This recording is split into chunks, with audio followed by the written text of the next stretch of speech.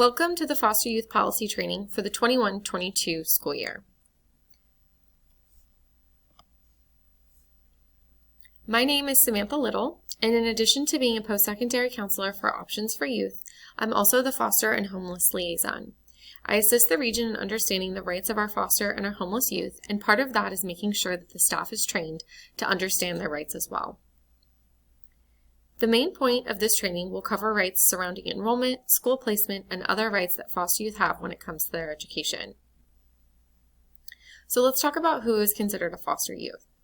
A student can be considered a foster youth through a variety of reasons, and the definition can change based on the current legislation. Foster youth covers students who are part of the foster care system, but also potentially youth who are part of the courts, in a transitional program, and are tribal youth. Along with the training, you received a sheet that explains how a foster youth is defined by the current legislation, AB 1055. When it comes to education, the most important person in a foster youth's life is their educational rights holder. This person is often still their parent or guardian, but can be another adult in their life. An educational rights holder has the authority to enroll in a student in school and make educational decisions for the student. Once a foster youth turns 18, they do become their own educational rights holder. An ed rights holder, if not their parent, is assigned by the court. Foster youth have the right to immediate enrollment in school and cannot be forced to leave a school if they move placements. They do not need documentation or immunization records to enroll and have 30 days to submit their records. The school is responsible to track down their educational records, and previous schools cannot withhold records for a foster youth. Even though Options for Youth is a school of choice and not designated to a residential area, we can still be considered a school of origin. Foster youth have the right to enroll and stay enrolled in their school of origin regardless if they move. They have the right to matriculate to the next school with their peers when transitioning from elementary school to middle school or middle school to high school. The main goal is to keep the student engaged in learning in an environment that they feel comfortable. Now let's review some other rights foster youth have. AB 216 is the assembly bill in place to help foster youth graduate on time by reducing credits to the state minimum. However, just because a student is considered foster youth does not mean that they are eligible for AB 216.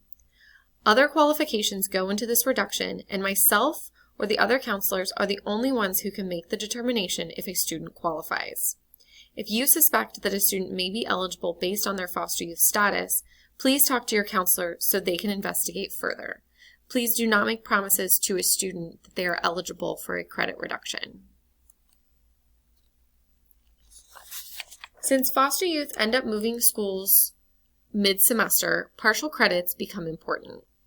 While Options for Youth offers partial credits, it's important to know that other schools are required to also give partial credits for classes they are passing and should be accepting partial credits when a student enrolls. Foster youth have the right to participate in school activities such as sports, prom, trips, and other groups on campus. Options for Youth has the responsibility to remove any and all barriers to make sure that foster youth are able to participate. Foster youth have the right to apply to college for free and may be eligible for the Chafee Grant. The grant is not automatic, so it's important to make sure foster youth know they need to be filling out financial aid applications to be assessed for their eligibility. Foster youth also have the right to access their own records at 16 or once they pass the 10th grade. A social worker and probation officer can also access records for a student. When it comes to school discipline, foster youth have the same rights as any other student. They cannot be suspended for more than 5 days in a row or more than 20 days in a school year. They have the right to present their side and to have their social worker as part of a meeting. These rights protect foster youth from harsher punishments than their peers. Within the Options for Youth setting, it's important that you are aware of who a foster youth's educational rights holder is and whomever else is in the student's life that engages in their education. This could include, but is not limited to, a parent or guardian, social worker, CASA worker, probation officer, and/or sibling. Early identification and intervention is extremely important because oftentimes the students need additional help and support to be successful in an independent study setting. And please remember that you are not alone. Lean on your counselor, your AP, or myself to help you if a foster youth goes MIA or is not making progress. Thank you for attending this training, and if you have any follow-up questions, please feel free to email me or call me anytime.